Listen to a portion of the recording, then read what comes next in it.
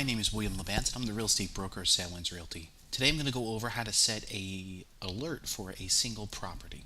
So in this case here, we'll say we have this property, and we want to set an alert so that we are notified of any changes, including active, withdrawn, pending, price changes, temporary off market, anything just like that.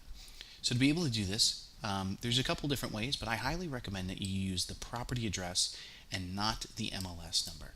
And the reason why is if you set it for the MLS number, you will only get updates for that MLS. Whereas if the property is withdrawn and then relisted through a different realtor or relisted again with a different MLS number, you will not get the alerts for that. So that's why I always recommend use the property address. And to do that, I'm going to come in here. I'll start from home, add the property address, and our quick search bar on top. Here's our property. You see that's the correct one. And we want to select save on the bottom of the page here, and new auto email. And under contacts, you should have yourself added. And in here, what I like to do is I just like to put the property address and any status.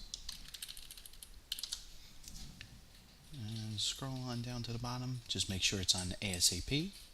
Select save, and that's everything. From here on out, you'll get all of the status updates on this particular property, ensuring that you get active, withdrawn, price reductions, pending, sold terms, and things like that. If you have any questions, feel free to leave a comment below or reach out to us directly. Thanks again for watching. Have a great day.